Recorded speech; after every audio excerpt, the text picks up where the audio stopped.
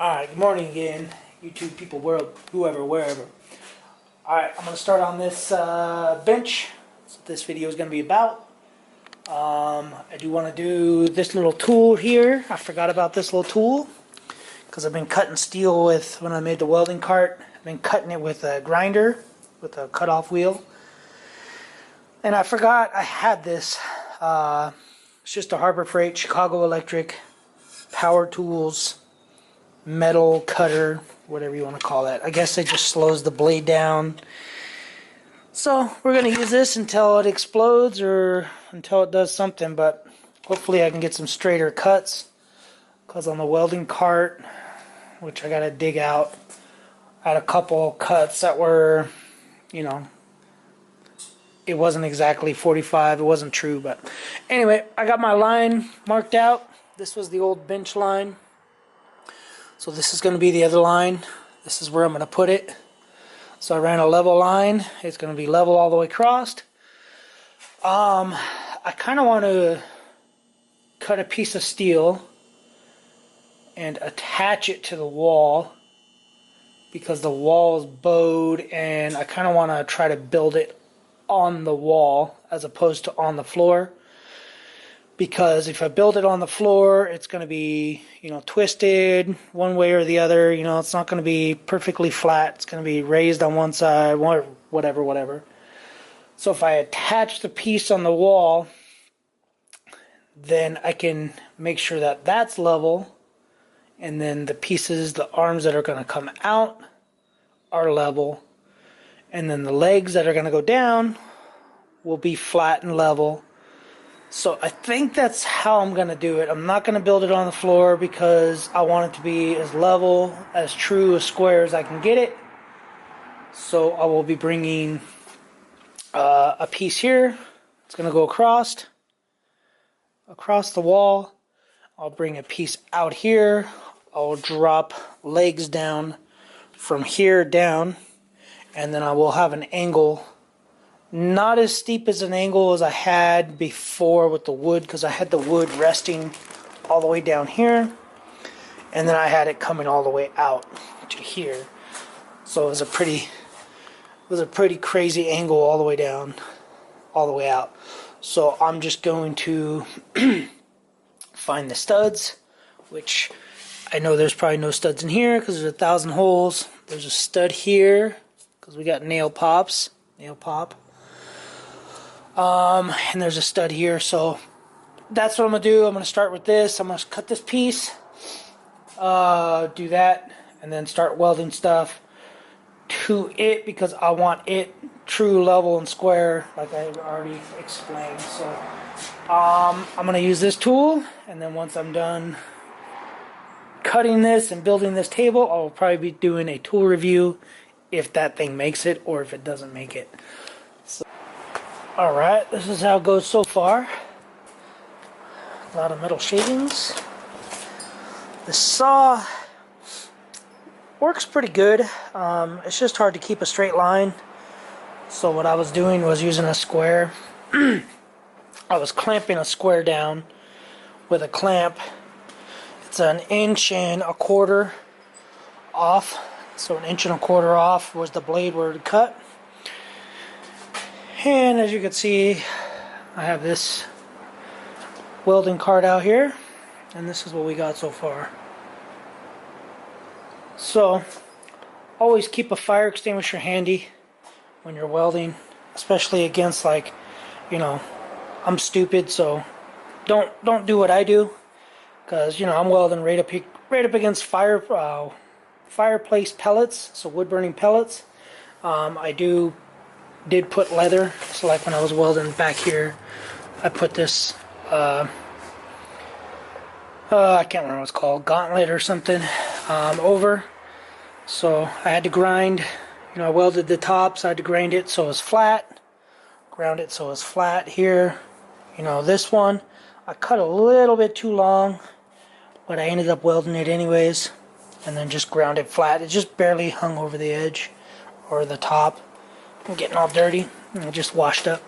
This one, welded the top, the face. I wanted to keep this one flush as much as I could, That one I don't really care about because the wall, so this wall is, you know, it's bowed like crazy. So it bows out like this. So I cut these two pieces at 24 inches. And by the time I got down to here, we were about a 1/4 inch. This wall right here sticking out about a 1/4 inch farther than this. So inside dimension is 22 3/4 here, 22 3/4. It's plus or minus a 1/16 of an inch, and it's 22 3/4 here, or maybe it's 23 3/4 because it's 1 inch. No, I'm right. So 22. Anyway, so 22 3/4 inch there, and then so it's like 22, just over, not even a 1/16. I would say about a 32nd. So as you could see, you know, I had a 1/4 inch more material over here for some reason. Maybe it was that saw. I also had to shim this out. This side has 1 shim. This side bowed out, so it was tight. This has 5 shims. I think there's one shim there and no shims there. As you can see, I'm using flux core, so all that crap will wipe off. But yeah, pretty sturdy so far. I think it'll bring the wall down. So like I said before, I had on the other bench, I had wood going all the way down there. So this will allow me better access because I'm going to build, you know, stools. I'm going to sit on the stools. So I got to go get something to eat. I'm starving. Yeah. So it's going along pretty good. I don't know what I'm going to do yet as far as drilling holes and slatting. I'm kind of thinking on, man, I don't know. I think I'm going to weld all the slats here to about 3 feet. So this is 7 feet long. So 3 feet, the slats will all, maybe I'll weld on this side. I think I'll weld these slats here, from here to here, 3 feet. Because on this corner here, I'm going to have my vise that's down there. Or maybe I'll put the vise down here. I don't know. I'm going to decide that because if I have the vise here, I have more. No, I'm going to have the vise down here. This way I have, if I'm putting big long stuff in here, I have the vise here. It can go outside and I can go all the way there. If I have it there, then I'm limited to the cabinets, you know, as far as bending, or if I put something all the way down there, it's gonna, if it's 14 feet or whatever long, I don't know what I'm gonna be doing, but I'm gonna keep it here. The air compressor really doesn't get in the way because the vise comes out here. Anyway, that's where I'm at. Took me about an hour and a half. Maybe 2 hours.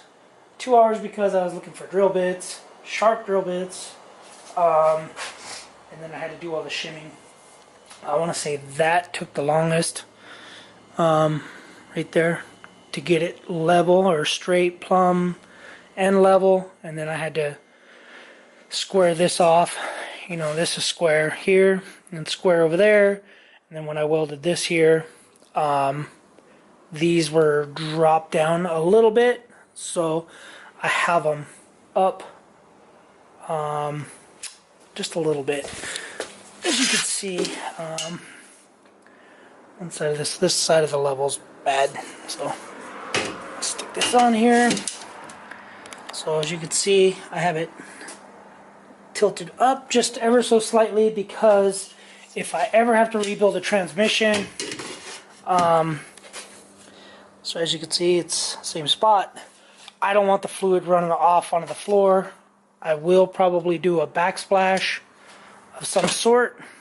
So I did want it I wanted it lifted up, and it was down pretty far, so when I put these in, clamped it up. But anyway, rambling on, I gotta get something to eat, and then I'll come back out and build some more.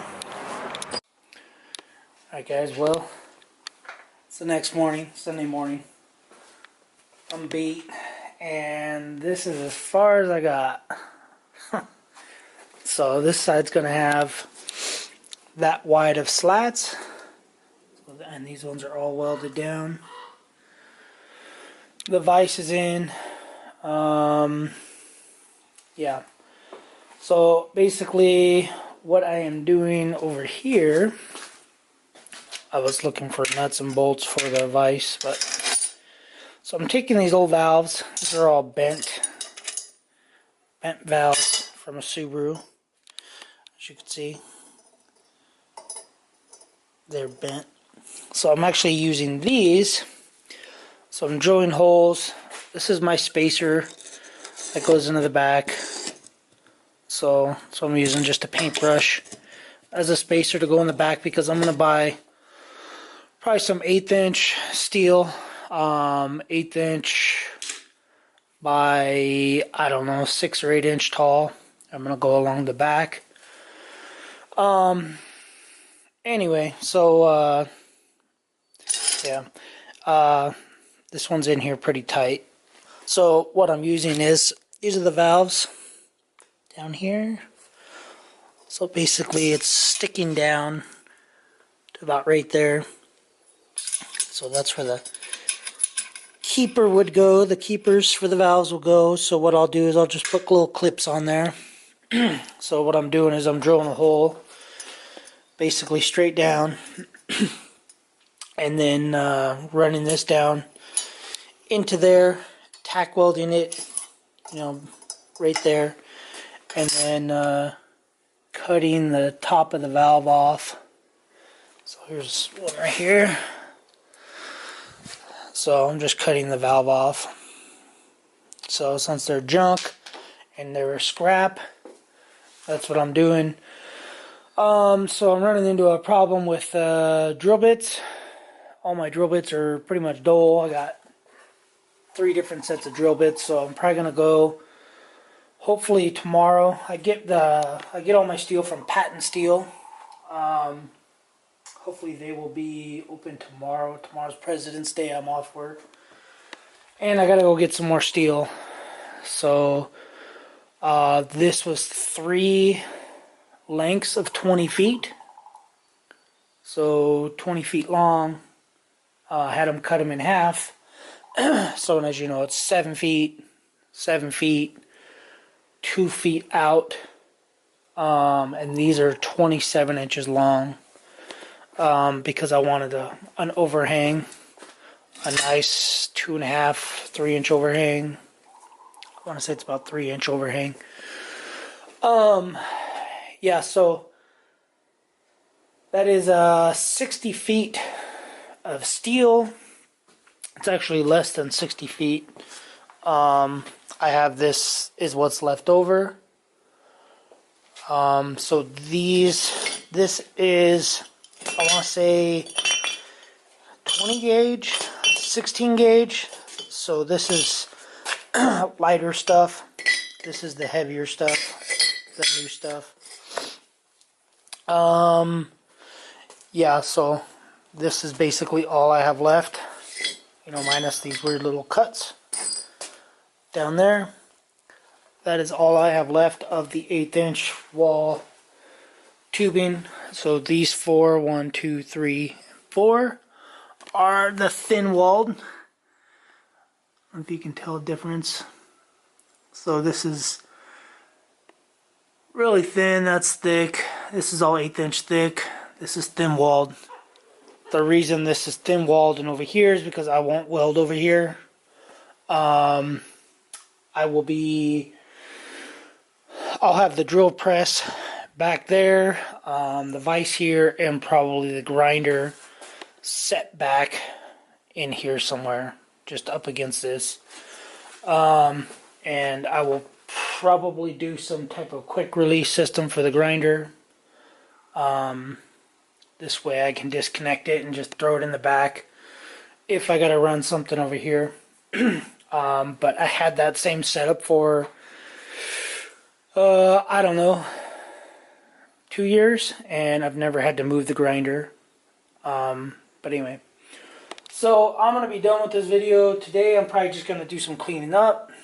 Yeah, so tomorrow, hopefully Patton Steel's open. I can get some more steel. And then go by Home Depot or Lowe's. Probably Lowe's, and get some drill bits because they always have the cheapest price for cheap drill bits. And then I'll have to move all these pellets over. I probably should have done this bench different, but whatever. So I'll move this row of pellets over to the other side, and then that way the welder and everything can go right in there. But whatever, is what it is. And then I'll be able to, I'll probably go to Home Depot and get a tote for all this, all the engine parts. So anyway guys, that's going to be it for this video. Maybe today, since everything's closed that I want to go to, maybe I will start unbolting this body. I'm going to probably put this freezer back up. So you got two lights down here. One means it's on, and the other one is when the voltage is low, or the temp is low. So as you can see, we're probably about -10 degrees in here. So I don't know what's wrong with this thing. It works when it wants to. Alright guys, that's going to be it. Make sure you subscribe. 475 subscribers. Give me to 500 so I can get those injectors away. Make sure you go to the video. Alright, thanks for watching. Later.